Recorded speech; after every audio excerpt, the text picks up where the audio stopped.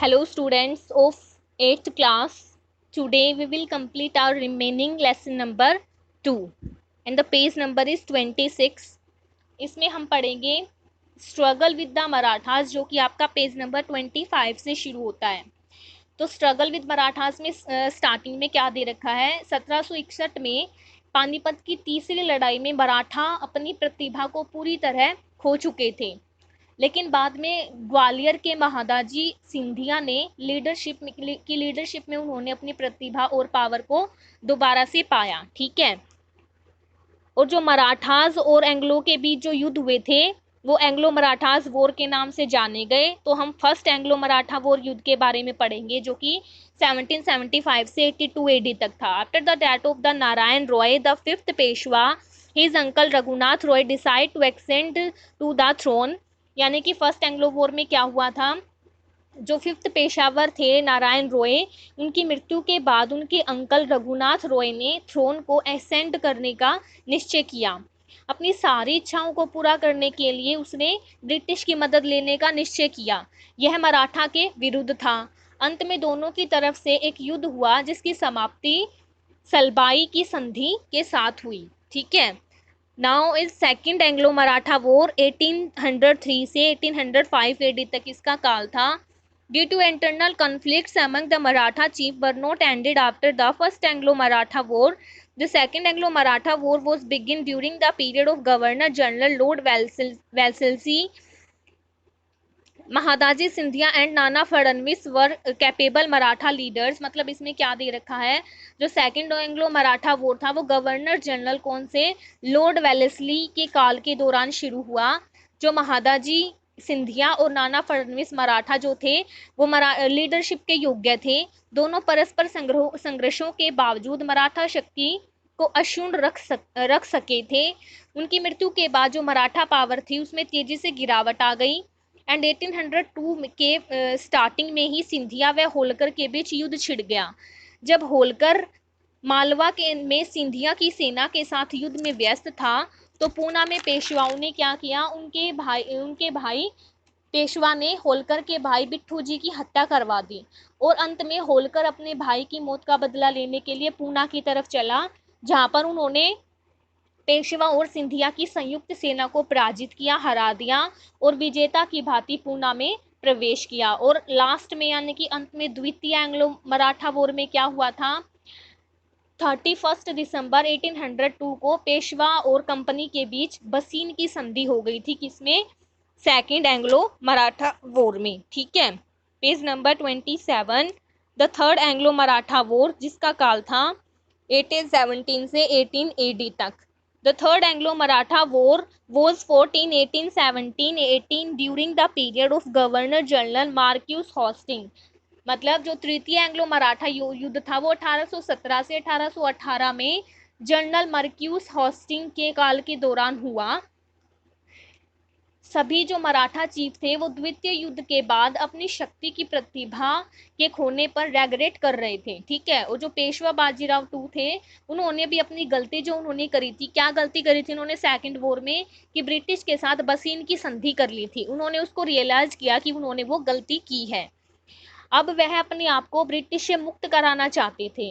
उन्होंने क्या किया, उसने पेशवा बाजीराव टू को एक दूसरी संधि कब 1817 में पूना पर हस्ताक्षर करने के लिए दबाव डाला, जिसके अनुसार क्या था, जो पेशवा जो मराठा चीफ की लीडरशिप को गिव अप कर देंगे, यानी कि वो जो मराठा थे वो लीडरशिप नहीं लेंगे।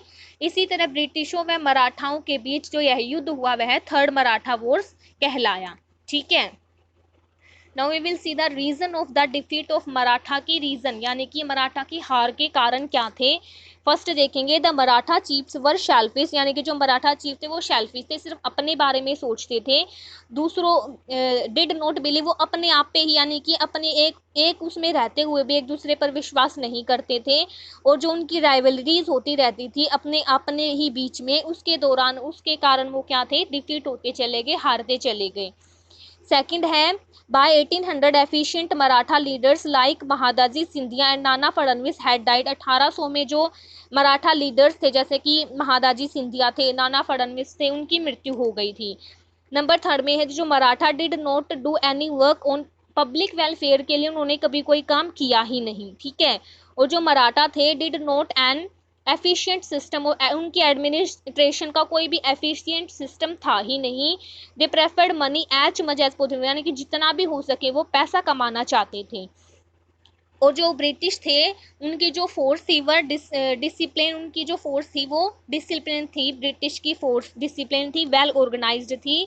They always did their work in a plan manner, यानी कि जो भी वो काम करते थे वो एक प्लान मैनर होता था, उनका एक प्लान होता था पहले, ठीक है।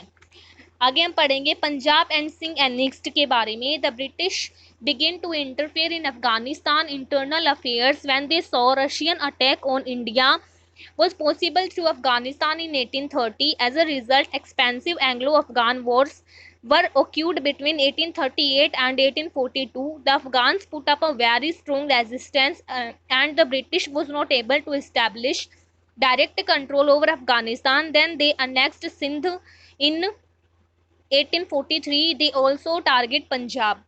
क्या है इसमें, जो ब्रिटिश ने अफगानिस्तान की इंटरनल जो अफेयर्स थी उनमें दखलंदाजी शुरू कर दी। कब, जब उन्होंने देखा कि 1830 में जो अफगानिस्तान के थ्रू, अफगानिस्तान के दौरान भारत पर रशियन का अटैक संभव था। परिणाम क्या निकला, 1838 और 1842 में एंग्लो अफगान के बीच युद्ध ओक्यूड हो गया, युद्ध पैदा हो गया। जो अफगान्स थे वो एक मजबूत रेजिस्टेंस पुट किया उन्होंने, और ब्रिटिश को डायरेक्टली अफगानिस्तान पर कंट्रोल करने में सक्षम नहीं थे। फिर उन्होंने क्या किया, उन्होंने 1843 में सिंध को एनेक्स्ड किया और पंजाब को भी अपना टारगेट बनाया, ठीक है। No page number 28। The British started interfering in the affairs of Punjab after the death of Ranjit Singh. 1835 में रंजीत सिंह की डेथ के बाद जो ब्रिटिश थे उन्होंने पंजाब में भी उनकी अफेयर्स में भी इंटरफेयरिंग करना शुरू कर दिया, दखल अंदाजी शुरू कर दी। और जो क्या हुआ, this led to to Anglo Sikh wars 1845-1849। इसका कारण क्या हुआ, टू एंग्लो सिख वॉर्स हुए 1845 और 1849 में। In this wars the Sikhs were defeated and the British under lord Dalhousie governor general annexed Punjab in 1849। और इन युद्ध में जो सिख थे वो हार गए, और जो ब्रिटिश थे लॉर्ड डलहौजी के अंडर में उन्होंने पंजाब को अनेक्स्ट कर लिया, अपने अंडर में ले लिया 1849 में, ठीक है। आगे पढ़ेंगे lower Burma. The lower Burma जो कि क्या है, कोस्टल म्यांमार है, was annexed by the British के द्वारा उसको भी अनेक्स्ट कर लिया गया 1852 में। और परिणाम क्या निकले, the British established their control over the eastern coast of the Bay of Bengal के ईस्टर्न कोस्ट पे ब्रिटिश ने अपना कंट्रोल इस्टेब्लिश कर दिया, ठीक है। आगे आता है डलहौजी एक्सपेंसिस्ट पॉलिसीज, यानी कि जो डलहौजी की जो एक्सपेंसिड पॉलिसीज थी, विस्तारित जो पॉलिसी थी उसके बारे में दे रखा है। The rapid expansion of British territories in India around the mid 19th century was only possible due to the lord Dalhousie's policies, यानी कि भारत में जो ब्रिटिश के क्षेत्रों का जो तेजी से विस्तार हुआ था वो केवल 19वीं शताब्दी के मध्य में जो विस्तार हुआ था वो केवल लॉर्ड डलहौजी की जो नीतियां थी उन्हीं से संभव हो पाया था, ठीक है। आगे पढ़ेंगे डॉक्ट्रिन ऑफ लैप्स की डॉक्ट्रिन के बारे में। Lord Dalhousie applied the doctrine of lapse according to which a dependent state would pass into British hands if the ruler died without a natural heir. मतलब जो लॉर्ड डलहौजी थे उन्होंने विलय का सिद्धांत अप्लाइड किया, जिसके अनुसार क्या था, यदि स्वाभाविक वारिस के बिना किसी राजा की मृत्यु हो जाती है तो वह एक आश्रित राज्य ब्रिटिश के हाथों में आ जाता है, ठीक है। और इसी में क्या था, जो पुरानी हिंदू इस्लामी परंपराओं के विपरीत इसने बच्चों को गोद लेने से वंचित कर दिया।